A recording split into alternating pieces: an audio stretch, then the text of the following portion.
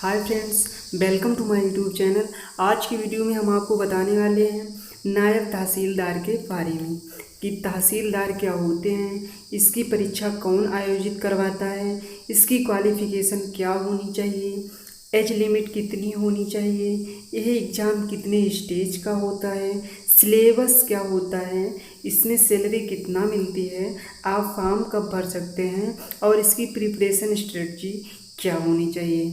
Friends, ये सारी topic हम इसमें कवर करने वाले हैं।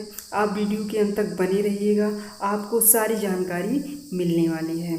फ्रेंड्स, आगे बढ़ने से पहले एक छोटी सी रिक्वेस्ट है, अगर आप हमारे चैनल पर पहली बार आए हैं तो चैनल को सब्सक्राइब करें और पास में बने बेल आइकन को दबाएं, जिससे कि आने वाली हर वीडियो की नोटिफिकेशन आपको मिल सके। फ्रेंड्स, आइए अब टॉपिक पे बात करते हैं। आइए जानते हैं कि आखिर तहसीलदार क्या होते हैं, किन्हें हम तहसीलदार कहते हैं। तो देखिए, जो एक तहसीलदार होते हैं वो अपने तहसील के राजस्व प्रभारी होते हैं और कई राज्यों में इन्हें इस हिसाब से तालुकादार भी कहा जाता है। इन्हें कर अधिकारी के रूप में भी जाना जाता है। साथ ही ये राजस्व निरीक्षक का भी काम करते हैं। इन्हें सरकार द्वारा तहसील दिया जाता है, जहां इन्हें ये सब सरकारी कामकाज करने होते हैं।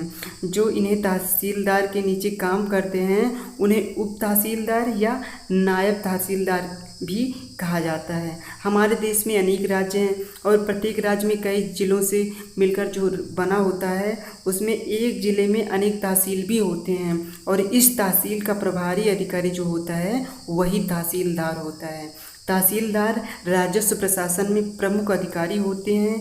तहसीलदार और नायब तहसीलदार उप रजिस्ट्रार, राजस्व संग्रहण और पर्यवेक्षण होने का प्रमुख कार्य करते हैं। अब आइए जानते हैं इनके आखिर काम क्या होते हैं, जो मेन काम इनके क्या होते हैं। तो देखिए, भूमि से संबंधित जो वाद विवाद होता है उनको सुनना और उसका निदान करना, पटवारी द्वारा किए गए कार्यों का पर्यवेक्षण करना, ये सुनिश्चित करना कि भूमि अभिलेख ठीक से किया गया है कि नहीं किया गया है, भूमि राजस्व का उचित संग्रह सुनिश्चित करना, ये भी सुनिश्चित करना कि किसान आसानी से अपने रिकॉर्ड की प्रति प्राप्त कर पा रहा है कि नहीं कर पा रहा है। इसी के साथ छात्रों के लिए जो आय जात निवास प्रमाण पत्र होता है ये भी तहसीलदार ही बनाते हैं, इन्हीं के द्वारा ये प्रमाणित किया जाता है।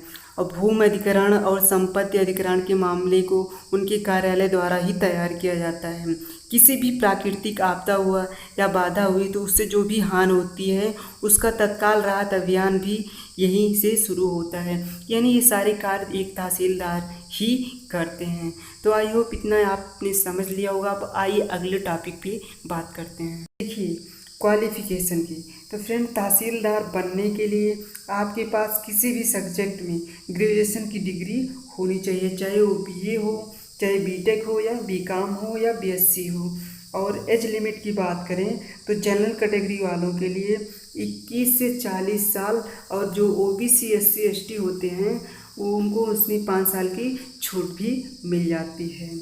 अब देखिए, इसका एग्ज़ाम जो है वो कौन आयोजित करवाता है। तो देखिए, प्रत्येक राज्य में राज्य लोक सेवा आयोग होता है, यानी स्टेट पब्लिक सर्विस कमीशन, और यही इसका एग्ज़ाम करवाता है। जैसे यूपी में यूपीपीएससी है, बिहार में बीपीएससी है, मध्य प्रदेश में एमपीएससी है, आदि इसी तरह से हर राज्य में इसके आयोग हैं और वही इनके एग्ज़ाम करवाते हैं। अब आइए देखते हैं इनके एग्ज़ाम पैटर्न के बारे में कि एग्ज़ाम कैसी होता है। तो देखिए, इसका एग्ज़ाम जो होता है वो 3 चरणों में होता है। एक होता है प्री, दूसरा होता है मेंस और जो होता है इंटरव्यू होता है। और इंटरव्यू होने के बाद फाइनल सिलेक्शन आपका हो जाता है। बात करते हैं सिलेबस की। तो देखिए, प्रारंभिक परीक्षा में 2 पेपर होते हैं और दोनों पेपर की अवधि 2-2 घंटे की होती है। और ये परीक्षा जो होती है पूर्ण रूप से ऑफलाइन होती है और ऑब्जेक्टिव टाइप की होती है, जिनका आंसर आपको OMR शीट पर करना होता है। अब देखिए, पेपर 1 जो होता है वो जीएस का होता है और 200 मार्क के 150 क्वेश्चन होते हैं और जिसका टाइम ड्यूरेशन होता है 2 घंटे।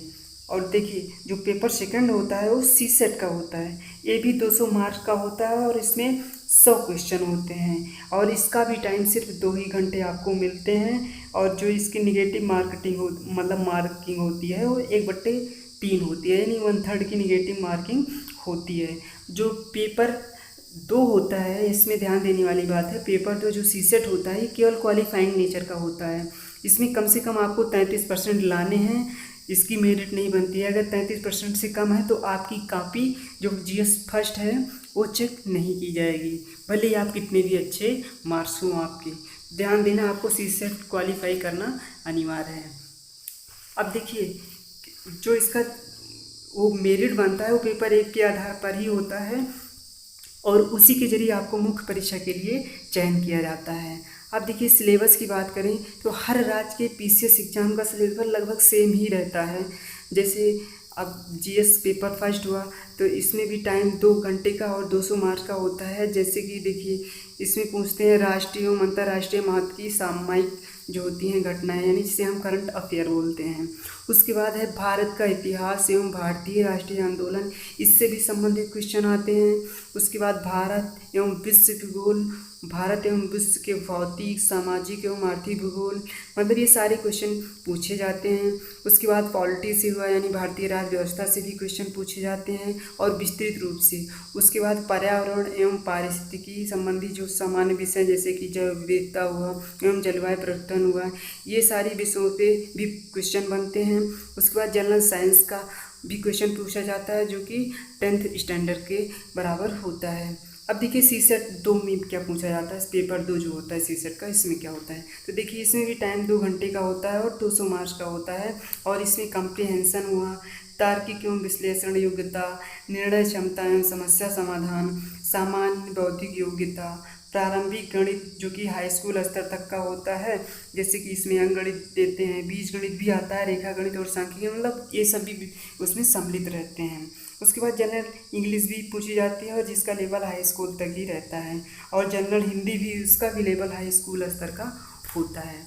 अब देखिए, मेंस की बात करते हैं कि मेंस में सिलेबस क्या होता है। तो देखिए, जो मेंस का सिलेबस होता है वो ठीक प्रारंभिक परीक्षा का विस्तारित रूप होता है, सेम उसी तरह से होता है, लेकिन इसमें थोड़ा सा हार्ड कर देते हैं बस। जैसे देखिए, इसमें भी वही भारतीय इतिहास, प्राचीन एवं मध्यकालीन, आधुनिक, उसके बाद है भारतीय राष्ट्रीय आंदोलन और भारतीय संस्कृति हुआ। उसके बाद भारतीय जनसंख्या, पर्यावरण, शहरीकरण, इससे भी क्वेश्चन बन जाते हैं। उसके बाद विश्व भूगोल, भारत का भूगोल और इसके प्राकृतिक संसाधन, राष्ट्रीय और अंतर्राष्ट्रीय स्तर की महत्वपूर्ण मतलब जो घटनाएं हो रही हैं उन पे, यानी करंट अफेयर, भारतीय कृषि से, व्यापार से और वाणिज्य से भी क्वेश्चन बन जाते हैं।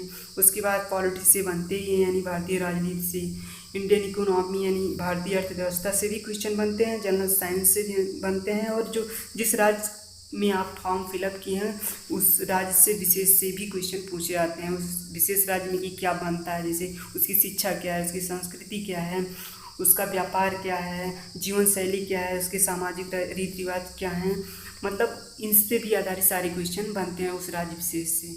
तो यहाँ पे ये ध्यान देना है। उसके बाद देख लेते हैं मुख्य परीक्षा पेपर के पैटर्न की। देखिए, जो जनरल हिंदी होता है वो 150 मार्क्स का होता है, ये भी टाइम ड्यूरेशन 3 आवर्स का होता है, ये सिर्फ क्वालिफाइंग नेचर का होता है। अब देखिए, जिससे मेरिट बनती है आपकी, उस पेपर की बात करते हैं। तो देखिए, इसमें परंपरागत तौर पे जीएस के 4 पेपर होते हैं, और ये ध्यान देना, ये चारों पेपर इसी जो ऊपर हमने आपको बताया था सिलेबस, इसी में से बनाया गया है 4 पार्ट। तो देखिए, जीएस जो फर्स्ट होता है वो भी 200 मार्क्स का, जीएस सेकेंड भी 200 मार्क्स का, जीएस थर्ड भी होता है 200 मार्क्स का, जीएस फोर्थ भी होता है 200 मार्क्स का। उसके बाद आपको ऐसे लिखना होता है वो, जो कि आपको 150 मार्क्स का होता है। और उसके बाद वैकल्पिक विषय होते हैं, जिसे आपने चुना है वो 200 अंक का होता है, उसमें भी आपको लिखना होता है। और ध्यान देना, इस सारे जो है ये ऑब्जेक्टिव टाइप के नहीं होते, इसमें आपको राइटिंग करना पड़ता है, यानी लिखना पड़ता है। जो प्री परीक्षा होती है वो सिर्फ ऑब्जेक्टिव होती है, लेकिन जो मेंस परीक्षा होती है उसमें आपको लिखना होता है।